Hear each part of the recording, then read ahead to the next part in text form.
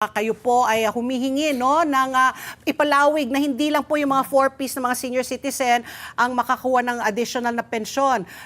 Kasama na rin po yung maski na may kaya, makakakuha po ng 500 at hanggang umabot pa na 1,000. Kayo na po magkwento po, ano ba yung hangarin, ano ba yung kumbaga what is the spirit behind this bill na nakapasa na po no sa Kongreso after the third reading at nakabinbin naman po ngayon sa Senado.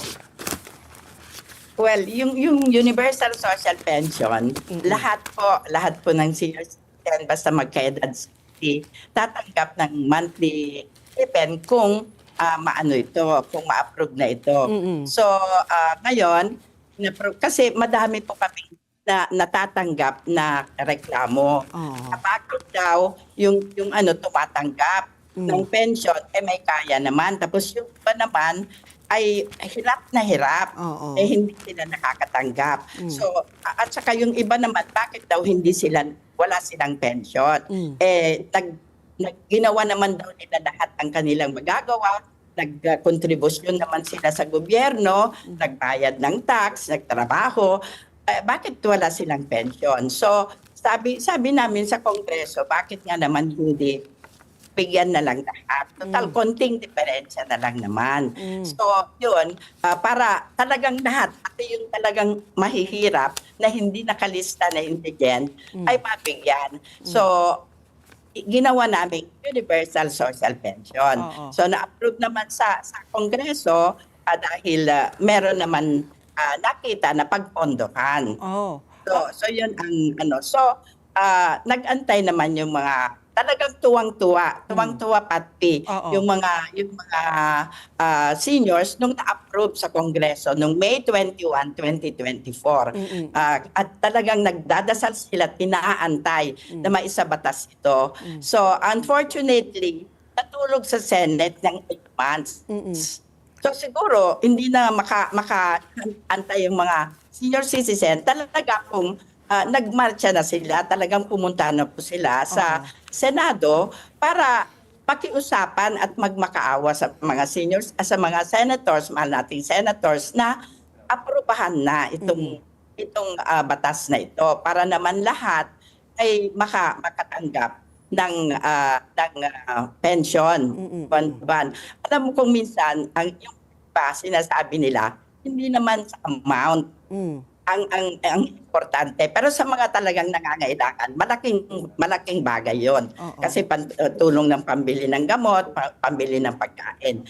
Pero sa mga hindi naman talaga nangangailangan, ay ang sabi nila, at last, kung maging batas yan, ay na-recognize na rin kami sa ampag namin noon, nung kabataan namin, sa gobyerno. Yun naman ang madalas silang sinasabi. Meron nga nung nakumbida ako sa isang gathering, nang may mga kaya naman, may mga negosyante actually.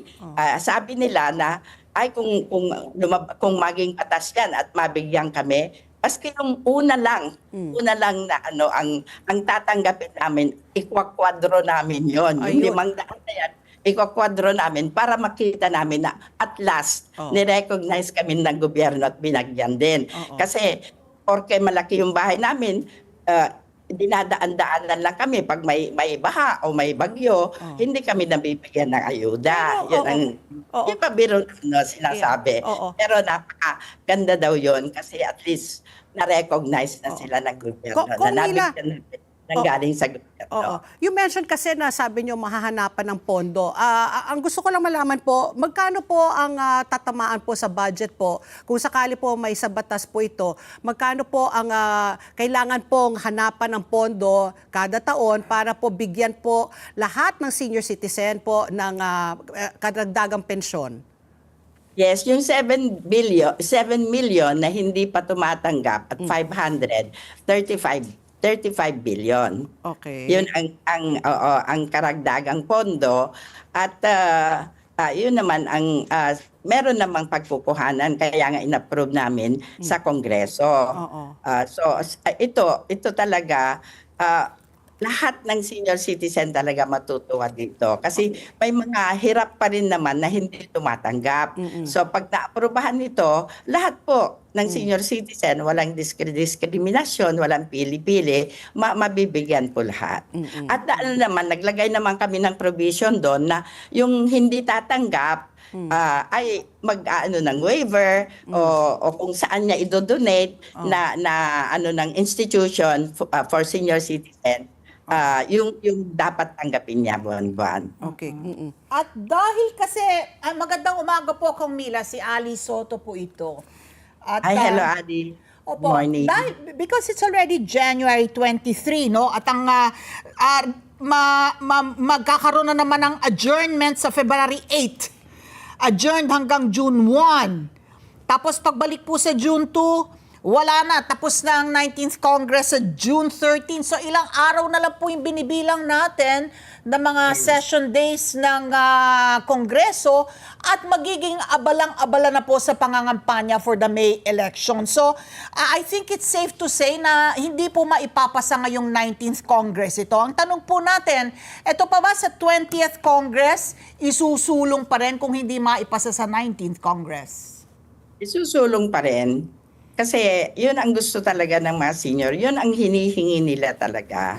So kung hindi man, isusulong pa rin. Pero we still hope and pray, nagdadasal ang mga senior citizen, nakikiusap sa mga senador na ipasa na ito. Anyway, may time pa naman.